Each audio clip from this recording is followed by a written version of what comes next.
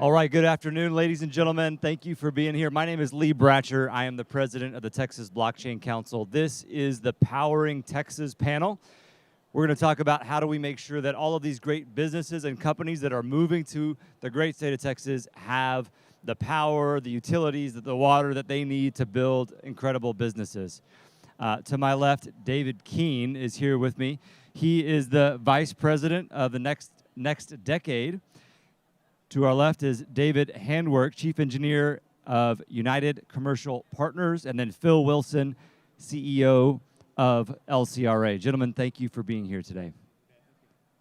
First question, going down the line, in your respective businesses, as you see an influx and we see a 3 or 4% gain in ERCOT as far as power consumption needs, and I'm sure the water consumption needs are matching that. How are we, when planning is set for 1 to 2% gain in power consumption, how are you guys as not only power management companies but also utilities companies handling and thinking strategically when we continue to undershoot our estimates for how much and how fast this state is growing? First of all, I'd like to explain a little bit about who Next Decade is and what we do. Next Decade Corporation has 2 subsidiary companies. One is Rio Grande LNG, which is a liquefied natural gas export facility that's under construction in the port of Brownsville. Our other subsidiary company is Next Carbon Solutions, which plans to capture a little more than 5 million tons of CO2 off of our LNG facility and permanently sequester it, which will reduce its greenhouse gas emissions by more than 90%. So in terms of power, right now we're working very closely with AEP and making sure that we have the required power to meet the demand that we're going to have, which is going to be somewhere between 650 to 800 megawatts. Good afternoon. So a little bit about our company too, United Commercial Energy Partners. We're an energy technology solutions company. So with that, under that umbrella, we're actually working at the end use side to really help manage and reduce the load side as far as like with our clients. So when we look at the growth that we're undershooting, I mean, and I think whatever estimates we do, it's more than just the population growth. It's really the electrification that's happening to our state, whether it's transportation or buildings, So the biggest impact we can have with our grid is really to reduce that load on the grid already. And so whether it's our company or other companies, it's really getting that give that buffer for that growth and give the opportunity for growth in the state. Good afternoon. My name is Phil Wilson. I'm with the Lower Colorado River Authority. We're a utility. You're going to hear some terms. I'm going to kind of give some terms of methodology. 1 megawatt is enough power to about 400 homes. So as you hear us talking about thousands of megawatts and tens of thousands of megawatts, kind of keep that number in your head. And the population growth in Texas in the past 25 years has gone from 20 million people to 30 million people. By 2050, we'll probably have 40 million people. That's an extraordinary amount of growth. And they're not bringing water, transmission, or power with them. It's more than 1,000 people a day that are moving to Texas. And on top of that, you've had a substantial amount of growth in renewables. I'm pro all electrons, whether it's solar or wind, but on some days the sun doesn't shine and the wind doesn't blow. So we're doing investing in peaker plants, and we'll talk about that as we go forward. So kind of set the expectation of growth, electrification, LNG, carbon capture, all these things are trying to address how you keep the lights on, because we kind of take it for granted sometimes. Thank you, sir.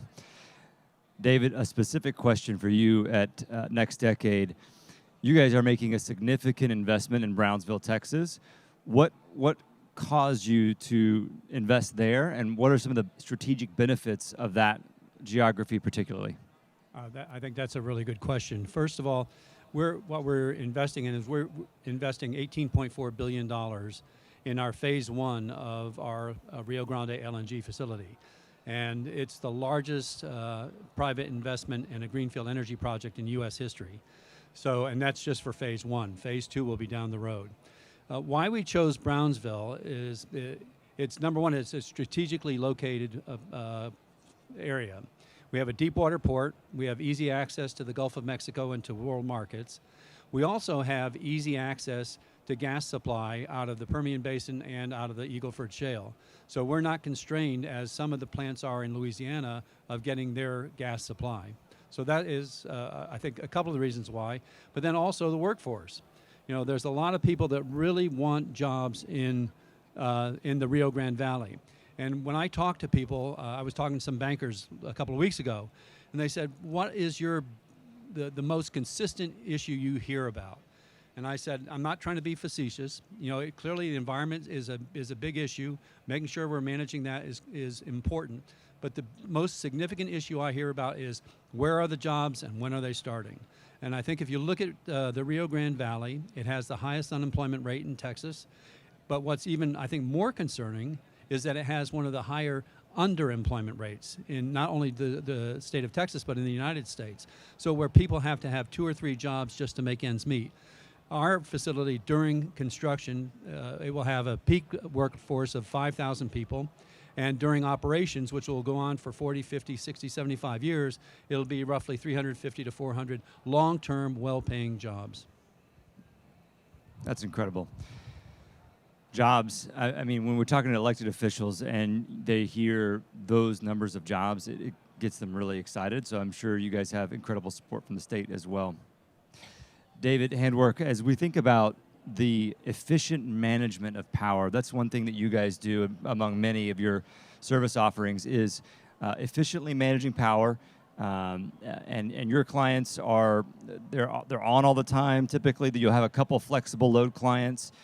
You perhaps are integrating batteries and other things, and you're also dealing with intermittent power, as Phil mentioned. The wind and solar is our intermittent renewables. How do you guys have command center that basically helps to dispatch, and you communicate with qualified scheduling entities for that kind of demand response? And are you also working on the wholesale side to procure that power? Where do you guys navigate that demand response ecosystem?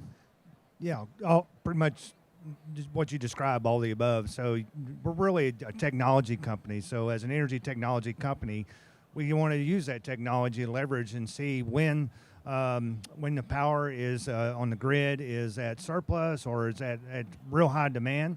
And so one of the things that we can think that we can impact, as far as like impacting the Texas grid for specifically, is that if you have our clients that we can really manage their demand, and like you said, it can be a load that is on all the time, or it can be variable. So, but most of our clients, they always have flexibility of really kind of reducing their load and their demand. That's where we get the efficiency. But we can automate where it can really kind of shed the load on the grid. And if we get enough of that in Texas, then what we have is an elastic demand structure instead of inelastic demand structure. So we tend to look at our demand on the grid as being inelastic, and the way to approach it is get more supply. Certainly we're going to need, with growth, we're going to need more supply, but in the interim, supply is going to be really, really hard to produce because it takes years to develop it sometimes. But if we can reduce the demand on the grid with our automated integration to the suppliers and bringing in, like you said, the wholesale, working direct, and bringing that pricing and that opportunities for the clients to really manage their load smartly and correctly. Even if you're a 24/7 operation, if we're a manufacturer or a hospital, we can have real simple solutions that go in and says, let's reduce these demand to really help the grid and really monetize that for the client, because that's where they're going to get the benefit of it, is the monetization and incentivization to do that. Yeah, and that's probably why they're here in the first place, right? They're not in California paying Exactly. 40 cents a kilowatt hour. Yep. What do you think about, just a quick question on you still, David, what do you think about net peak load moving later in the day now that we're bringing on more solar, and when solar comes off, there at 7 p.m., we have some challenges. What are y'all trying to integrate that into your models? Yes. So the short answer is yes. But a lot of that's going to be shifting as we electrify transportation. You're going to see that at your homes. You come home, you plug in, right? And so that's really where some of this shift is going to happen. We're not really focusing on the residential market, but with that blip, you can actually tie in to say where you have commercial buildings or industrial facilities that you're anticipating that, so that's part of the solution that we're automating and trying to help kind of flatten out those peaks whenever it's coming at odd times. But certainly with renewables, If it's still, the wind's blowing, great. If it's not, that's going to be a little more challenging. So storage is really another factor. And you can look at what's your capacity in this building. You don't need heating and cooling all the time. You can look at that instead of as a use point. You can use it as energy storage if you think of it that way. So you have the capacity to really kind of take stuff off the consumption side, and that's part of the opportunity to really increase the capacity of the grid or even storage in your own facility during those really strange peak times that may be coming with electrification of transportation and other factors. And Phil, so LCRA is in a unique position, unlike most of the state that is sort of deregulated and pulled apart, with Encore and AEP. You guys are dealing with water, with power in your jurisdiction, and sort of the everybody's relying on you. I better go home. Man, all right. How has that been in Texas with just the challenges that we've seen on the grid? And in water infrastructure as well, we've got a drought in much of the state. Where do you see, and let's keep this question on water for a second. Where do you see us going with the aquifers depleting, with rain becoming completely or less consistent, and droughts becoming more frequent? How do you guys plan for that? So I'm going to pivot on that by taking something David talked about a minute ago and work it back. So you just say, where's it going to go? So I'm telling you in advance. 2004, 2005, working at the governor's office and had all the economic development stuff. And the first LNG facility came in and said, we're going to be an import facility. We don't have enough natural gas in Texas. We're getting our permit from DOE, from EPA, and TCEQ. Within a year, Eagle Ford Shale is found. They come back and they say, we're going to do an export facility and start all over again. So the point of that was that a major technology shift took place. A new source of production was found, and the world changed. And it changed for Texas in a way because our United States was worried about not having enough natural gas. You had horizontal drilling come into play, and then you had the shale play that was just extraordinary, which is part of why you're in Brownsville, is part of that story. So when I look at water, I think you have to have the idea that not all ideas are tapped, pun completely intended. And within that, there is a way to look at groundwater. There's a way to look at effluent, which is reuse of water. There's a way to look at aquifer storage recovery. How do you currently dispatch surface water? I see my friend Gary Farmer over there, and he knows this. Austin's population has doubled in the past 20 years. Lake Travis and Lake Buchanan have gotten any bigger. They're the very same size. So in Austin, we have a finite pool of water that's supplying that on the surface water side. So between technology, conservation, best practices, you can do the same thing with water you're doing for energy and kind of reduce your demand at the right time. Having said that, though, we have to invest in new infrastructure. We're looking at groundwater plays for ourselves. We're looking at partnerships for reutilizing some of our current reservoirs that are currently deployed other ways. It's going to take an incremental approach to everything. I think that's the part.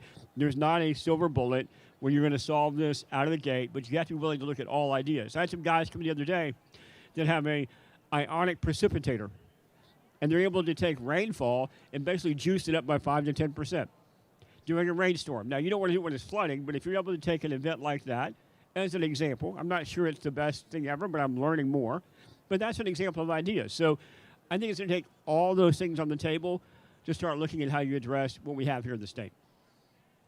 And a follow-on. Go ahead, David. Yeah. I was just going to add, I think you brought up a really, really good point, Phil, and that is what happened, and Carla De La Riva has heard me say this a number of times. When I talk to students, I'm trying to get kids more interested in this industry and to say, all right, this is a really extremely innovative industry. The electricity side of it, the oil and gas side of it. You go back to what Phil was mentioning, 2004 and 5, the U.S. is running out of natural gas. That's why we had to build import facilities. What changed was the ability to be able to combine hydraulic fracturing, which has been around since 1948, with horizontal drilling. And when you start looking at that, it exploded. And it turned us completely around so that now we're one of the world's largest exporters of liquefied natural gas. And I think it's really, really important. I think the politicians understand that.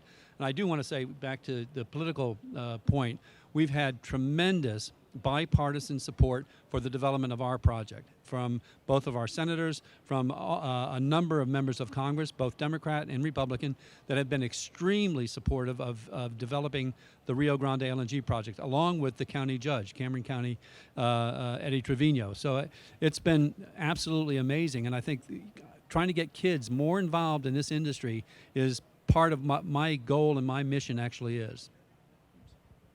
Well, this is a question for all of you guys. So with water, Phil was talking about water, you can store water a lot easier than you can store electricity. And when we run into the challenges with grid infrastructure, grid congestion, batteries are not quite here yet. They are, but they're not here in enough scale per se. How are we going to tackle electricity storage when we'll only have a few hundred megawatts of batteries operating on any given day? What's the sort of the next step to complement batteries in that way for all of you? Yeah, storage has always been the issue for electricity, especially on renewables, tied specifically to solar and wind. But we're seeing some leaps in innovation that's coming. But it's really struggling to get to market because of just the scale of it and also just the expense of the technology. But I predict that within 3 to 5 years, you're going to see the type of leaps in battery technologies. It's going to be equivalent to this horizontal drilling and hydraulic fracturing. It's just going to change it overnight.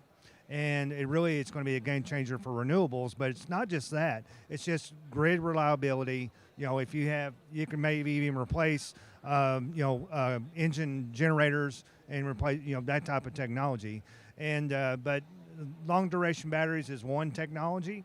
There's graphene that's coming out that really will maybe change. And what's driving that is really the battery storage innovation in cars, in automobiles, and transportation. So you're going to see that leap happen. And when it does, then we won't be talking about it. But yes, today it's a huge issue, and it only has to be managed right now with just the current technology. I don't know another solution that has any economic viability with it.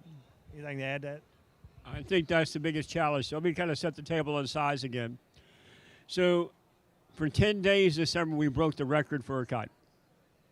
10 days. We had 80 days of 100 degrees plus. It was the second hottest summer all time on record. And you mentioned the time change. 4 years ago when this happened, it would happen between 4 and 5 p.m. And that's because the wind would slow down. Now the challenges happen between 7 and 8 p.m. because the sun went down and there's no more solar being produced. So batteries can be a solution, but the issue is they get you 2 to 4 hours max. And if you have a significant event like Uri that happened 2 years ago that lasts more than 2 to 4 hours and you're relying on batteries, you're hosed. So what we're trying to do is develop more thermal dispatch. We have peaker plants. We're building 190 megawatts right now, probably do another 190 megawatts on top of that with simple reciprocating engines. And that allows you to show up when the sun doesn't shine and the wind doesn't blow. I agree with the battery technology, but right now it's very expensive. It doesn't money out, and a lot of people are investing in a huge amount of battery storage, but there's not an economic rationale for it. I think they're betting on market solutions that are not there yet. So it's a great tool, but I don't think we can put all our eggs in that basket, and we need thermal generation as well in the future. No, the only remark I have on that, it just reminded me that our carbon capture process, typically in a carbon capture, you use a lot of external water. Well, when we're looking at Brownsville and the Port of Brownsville, we were thinking, well, carbon capture, there's not a whole lot of groundwater available in South Texas. So we said, well, if we're going to do this, then we'll have to either build a desalinization plant, which would make carbon capture uneconomic, or come up with a better mousetrap. So we challenged our engineers to come up with a better mousetrap, and we did. So we currently have, I think, around 8 or 9 patents that we've received on our proprietary carbon capture process where we don't use any external water supply for carbon capture. So I think that's one way of addressing some of the issues that we're seeing. It's excellent, gentlemen. I think we have time for 1 or 2 more questions, and I'm going to mention to the audience, you're probably wondering why the president of the Texas Blockchain Council is moderating a panel on energy. Well, I'll mention that I represent about 2,200 megawatts of Bitcoin mining in the state, which is part of a category of load called large flexible load. And depending on the day, if it's a shoulder month or a summer month, that'll be anywhere from 2 to 4% of all power consumed within ERCOT. There's another category in there called green hydrogen. They're large flexible loads, and they plan to monetize their flexibility in similar ways. Be on when power is cheap. The price of power is sort of a proxy for grid stress. So when power is cheap, the grid is not stressed. When power is expensive, the grid is. So gentlemen, question on these large flexible loads. And I'm curious on green hydrogen, because I do think about the Bitcoin mining side quite a bit as well. But on green hydrogen, are we going to see that at scale in Texas? Or is it going to be similar to batteries that it's many, many years away from large scale? I think the jury's still out on that. So I think there's a lot of work that has to be done on hydrogen before we're seeing it commercialized. Yeah, I know there's a lot of work, a lot of research and development in hydrogen. I think we look to countries like Iceland where they use their thermal energy to really get the cost of hydrogen down. I think that's where you're going to have innovation at. But hydrogen is something that I hope that is part of the portfolio of renewable energy that we go forward. But I don't think it's. I don't think it's going to be something that's going to be on the table for the next at least 5 years, but certainly it could probably make more like 10 years. I think it's viable in our economy, unless you got a technology leap. One of the differences in Texas and every other state, we have something called an energy-only market. Other markets have something where they have a regulated rate of return, where your Public Utility Commission says, how much money do you need to cover whether it's a nuclear plant, a green hydrogen plant, batteries, et cetera. Not arguing pro or con for either one, but under our market design, you have to have the most competitive price point in order to compete, generally. And so when you have that, a technology like green hydrogen, which I think is going to be really cool in 10 or 15 years, is going to have to prove itself up probably in other states or markets first, and we will not be an early adopter. You might have corporations do it behind the meter, behind the fence, themselves to try it out and see if it works for them as an own source of energy supply, either for ESG reasons or because they're wanting to monetize that in some other way, or they have requirements under like the Inflation Reduction Act. But from our standpoint, you're going to start with the most economically making sense product. Then you then put in the marketplace because your customers, whether they're corporate, commercial, industrial, or rooftops, want to be able to have that for the most competitive price they can. Well, I'm struck by a theme emerging here. It's sort of an all-of-the-above approach, right? We have so many different opportunities and resources in the state of Texas. We are the energy capital of the world. We have incredible wind, the largest wind producing state in the union. We will soon be the largest solar producing state in the union as well. And, of course, our natural gas assets and many other assets. Hydro, I guess that's the only one that we really don't have. We do hydro. Okay. We're the state. LCRA. 300 megawatts. Don't sell us short. Come on. I think that's the only hydro in the state, maybe. I don't know about that, but we're the best and the biggest. So, all right. So closing comments on this theme of an all of the above approach. We don't really care where the electrons come from. They just need to be there when the consumer turns the light on. Any thoughts on that theme that we've kind of and just closing remarks from the three of you? Like I said at the outset, 1,000+ people coming to Texas. They're not bringing water. They're not bringing power. They're not bringing transmission. They're not bringing roads. We as a state, and I think our leadership has done a pretty good job with this, have to make a conscious decision to make these investments, whether it's on the corporate level or the policy level for the state where they have the right role. It's a challenge because, it was said earlier by David, it takes 2 to 3 years to build something at a minimum. It takes us 2 years to build a peaker plant. So if you need thermal generation to respond to solar, which is awesome, and wind, which is awesome, you need to have that backstop. And so I hope we continue to do that. We're spending about $3 billion in transmission the next 5 years. That's the second part of the equation to supply that. And then you're hearing a theme I think is a big takeaway. In the technology space, we need the opportunity for people to not use the power in a significant way to give that back to the grid. And the technology will help with that. If you're a large commercial or large industrial user and you say, I don't need all those megawatts today, I can drop my production, or I can raise the thermostat up, or whatever you're going to do with that. Those are, in a sense, free megawatts. They've already been produced. They're back on the grid. And they can use for people to keep their thermostat at 75 degrees as opposed to 80. So I'm excited about where this is going. That's where the next future is going to be, is we have to have that demand response in a responsive way by consumers to give back, whether through the grid or not. Yeah, it's definitely an all-above approach. I mean, it's got to be a holistic plan because you try to pick one horse and try to ride it. That horse is going to get tired and peter out and just fall down on us. So, I think that as we really owe it to the state of Texas to have reliable, inexpensive, very good energy, clean energy that we can go forward. And I think Texas is well positioned to do that because we have all the right things and tools in place to really keep the energy market affordable, reliable, and just good production. And it'll be a good engine. And I can see Texas being an exporter of renewable energy because other states are having to buy renewable energy credits. So where's it going to come from? It's going to come from a state that can produce it. But if we keep growing like it is, that export is maybe limited. No, I absolutely agree. It's all of the above, but I would also caution that I wouldn't want to see policymakers choose winners and losers. I think that's going to be really important, that let the market decide what's most efficient, and then you actually will have a market that will function. Thank you. We could go on for another hour because there's a lot more to talk about, but we do need to wrap up. Ladies and gentlemen, join me in thanking these gentlemen, these subject matter experts, for being here today. Thank you.